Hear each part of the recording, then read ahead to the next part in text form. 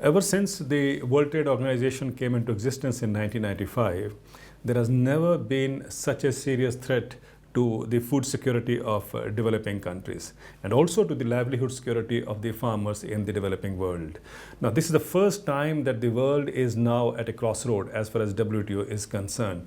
And that is essentially because hunger and food security of the developing country is now being treated at the altar of development. And that is where I suppose the developing countries as well as the developed countries are now coming into a conflict at the forthcoming Bali ministerial of WTO, which is likely to happen in the first week of December at Bali in Indonesia.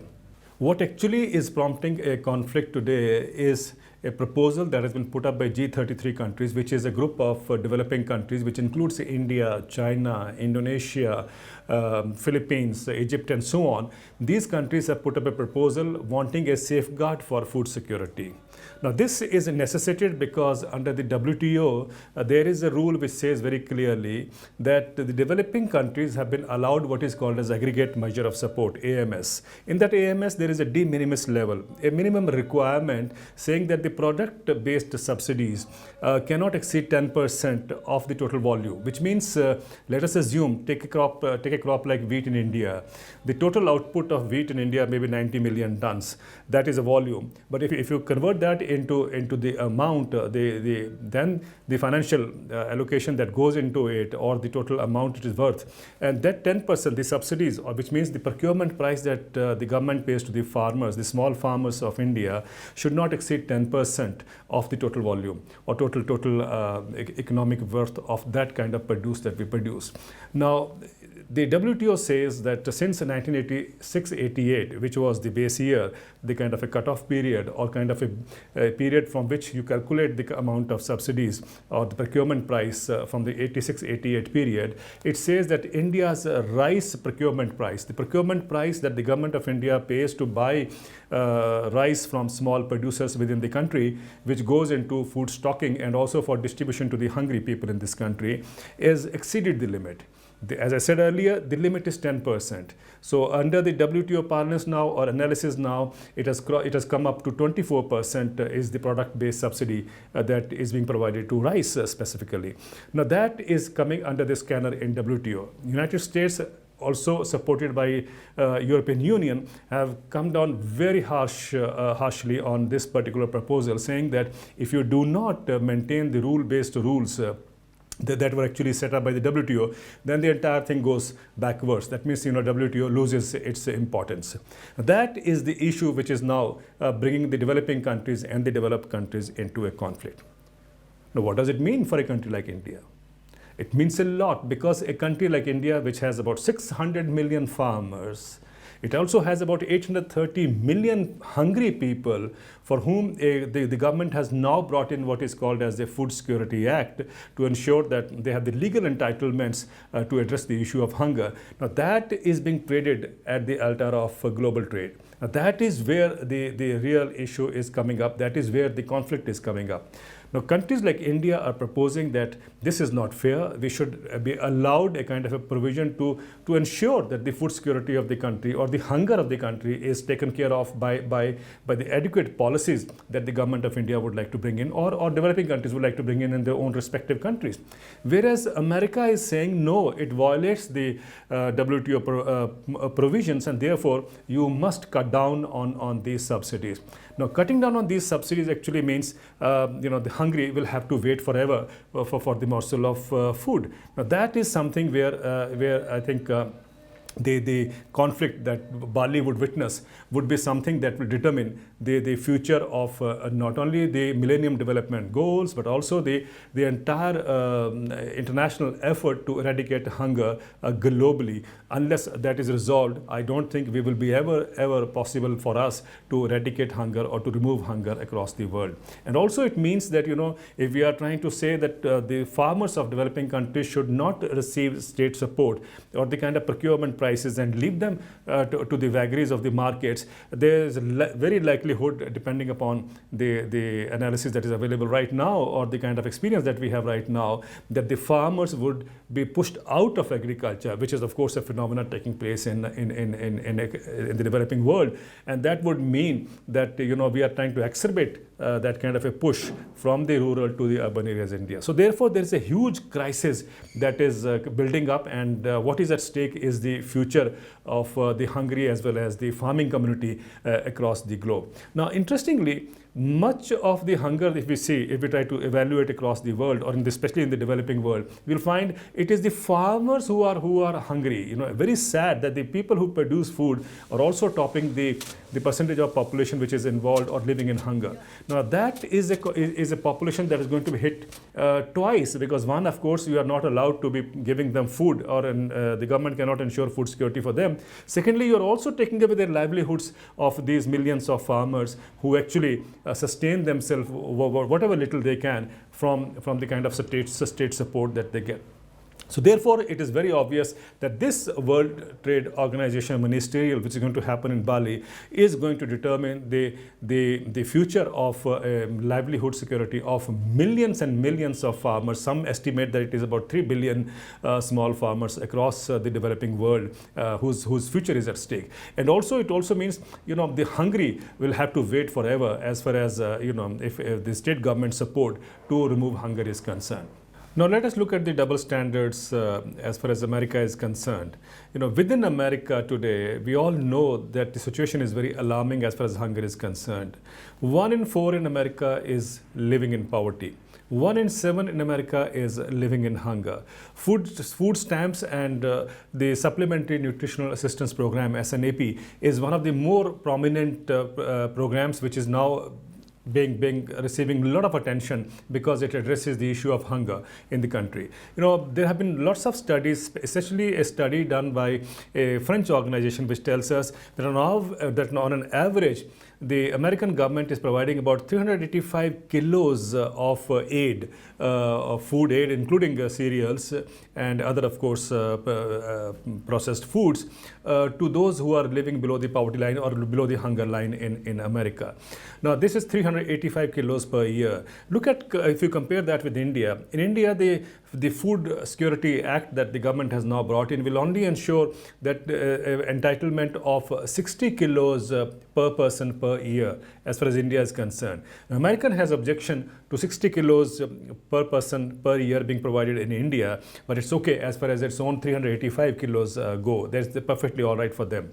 Then if you look at the kind of subsidies, in America in 2010, they were providing about $94 billion for this SNAP programs, including midday meals programs for the children and so on and so forth. Now, in 2012, that has gone up to about $100 billion, and that's the kind of support. In India, what they are challenging is $20 billion to feed about 830 million people who are living in hunger. Now, that clearly tells us the Americans are not interested in addressing the issue of hunger or ensuring that at least the world becomes a peaceful place where everyone has his stomach full. It's something that the Americans don't want, it looks like very clearly. And the European Union is supporting American stand as far as the WTO is concerned to ensure that the exporters in those countries actually are the beneficiaries. That we have seen. In India, a group of farmer unions has written a letter to the Prime Minister, to the WTO chief, telling how detrimental this particular clause will be, or this particular enforcement would be if WTO goes ahead with it. And so they are wanting that India should take a tough stand and stand up to the might of America and European Union. But immediately thereafter, when the letter was issued, we have seen another letter being floated from American business industry, which includes a whole lot of other commodity trading groups, which have said to the American government that you must ensure that the G33 draft for food security is or doesn't find a space, or is something which doesn't stand in WTO. So it's very clear. The conflict is very obvious that the American industry or the American exporters of different commodities are ones which are eyeing the markets in the developing countries. And India being a huge market, of course, their interest is very clear. Now, why this particular issue is worrisome, and worrisome in the sense not only from the socio-economic but also from the political aspect, is because if you remember, when India got independence in 1947, India was living living in hunger, and we were living in what is called as under the PL 480 programs. The food will come directly from the ship into the hungry mouths. That is why India earned the epithet a country living in ship-to-mouth existence. But came Green Revolution and came those two wonderful strategies or the policies that the government of India enacted, which was basically providing farmers with an assured price so that he has an incentive to grow more, and secondly to set up a Food Corporation of India, an agency which mops up the surplus that comes into the markets every harvest, and that goes on to distribute food in the rest of the country where the food is not available.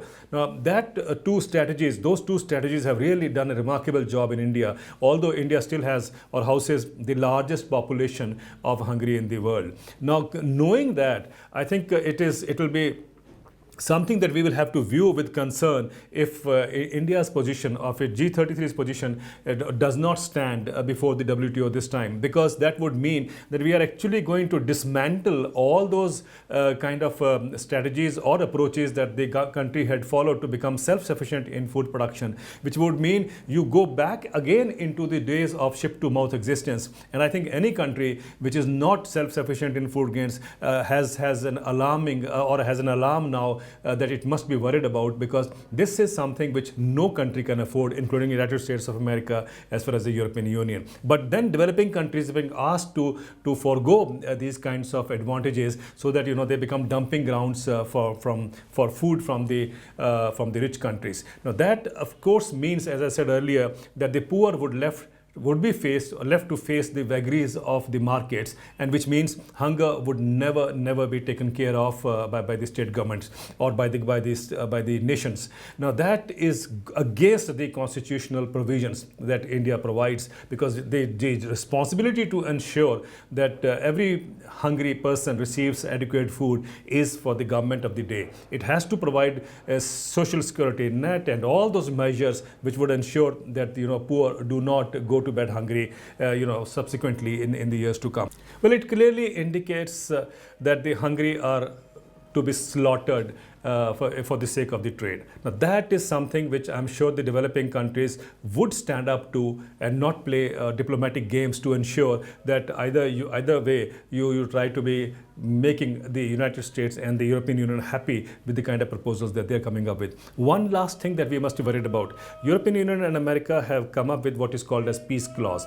Peace clause is an instrument which ensures that as long as the peace clause exists, you will not be taken to a dispute panel. No country will challenge the kind of subsidies that India provides for its agriculture and food security. Now this is a temporary arrangement, and the WTO is coming up with a 4 years peace clause, which means for 4 years the entire issue is being deferred. By the time it is being deferred, the entire interest of US and the European Union is to see that the trade facilitation agreement that is also being simultaneously talked about is signed by India and the other developing countries, which will benefit the American and the European agribusiness industry, or the OECD agribusiness industry, or the American and the OECD's not only agribusiness but also the multinational corporations and the other corporation business interest. That of course is their interest, so they are trying to bargain that you can get peace clause by the time you agree on trade facilitation treaty. Now that I think is something that India should not fall into a trap. Then the developing world should also see that they do not start accepting